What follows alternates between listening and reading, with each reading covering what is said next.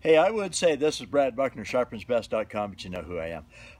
From time to time I run into people, meet people. About a year and a half ago, I met a guy down in Arkansas, I believe it was, and that would be John T. Wayne. All right, John T. Wayne is John Wayne's grandson. Okay, Marion Morrissey, I think, was John Wayne's real name. So anyway, John and I spent the weekend kind of back to back at a gun show, and I was selling Sharpeners, and he's an author, so he was selling books and signing, autographing books and stuff for people. So that was pretty cool. And we visited and talked a little bit. We've emailed a few, or not emailed, but texted a few times to each other. And he texted me about a month ago and said, "Hey, I'm in a magazine," So I went to the bookstore and checked, and lo and behold, I find the magazine. And I believe the name of the magazine was True West. So let's dig in here, and I'll hold still here for a second. Yes, it is from John T. Wayne. Okay, that's John Wayne's grandson. He's about 6'4", probably 250 pounds, looks just like John Wayne. You would have no trouble mistaking, or you would mistake, I'll just be quiet. You would not mistake him, okay? You'd know who he is. And it was True West magazine, okay, and he wrote on the cover, and let's see if he wrote something in the magazine, okay, and it's actually got a lot of good stories in it. I really like it. The Duke's grandson, and I believe it was page 66, no, 16, oh boy, I don't know which page it was now, but maybe I earmarked it. No, I didn't. As I want to look and see, actually it was hard to find the first time, and I know it's like go to the index here or something, but oh, sorry about this, but I wasn't really totally prepared. John Wayne, page 63, okay, and so I was close. All right. Oh, this is the John Wayne Birthplace and Museum Festival, May 26th and 27th, so that was a few days, a couple weeks ago. Okay, so that's the John Wayne there. Oh, there it is. And so anyway, here in this magazine, John T. Wayne, he signed it, and for my friend Brad Buckner. So that's pretty cool.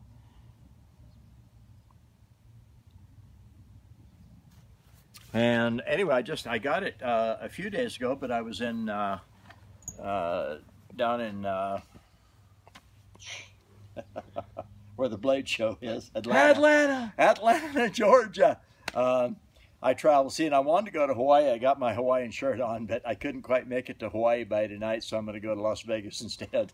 What a whirlwind. And there is a show there this weekend, so yes, I am going to work a little bit when I said I was going to take time off. So anyway, this is John T. Wayne and Western True West magazine. Now, also, we have one here, Charles Wicks. He's the one that had the kukri knife that he wanted sharpened, sent it to me. It was a kind of an heirloom knife that he got from a military guy while he was in the service. And so anyway, he sent it to me, and I sharpened it and sent it back to him. He's got it back. And as a thank you, that would be Charles Wicks, and that's down in Florida, Fort McCoy, Florida. And so anyway, I have a package here, and Charles actually sent me a text saying that he was going to send me a gift. And so let's see what we got here. Okay, there is a, oh, okay. Thanks, Brad. Wanted to say thank you for taking the time to review the kukri and sharpen it. Great job. Thank you for the poker chip sharpener that I also sent with him when I sent it back.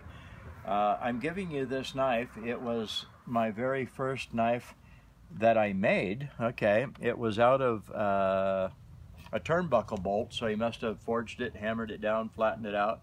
Okay, I was able to build a nice homemade forge and heat to beat and bend and hammer the turnbuckle bolt out of. Okay, to shape the first knife I made. I want you to have it, as I know of my appreciation. Thanks, I believe is what it says. Sharpens best.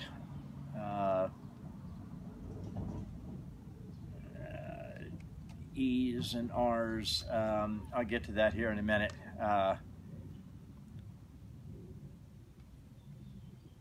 Oh, part of it's missing. Better than the rest. Sharpens best, something rather better than the rest.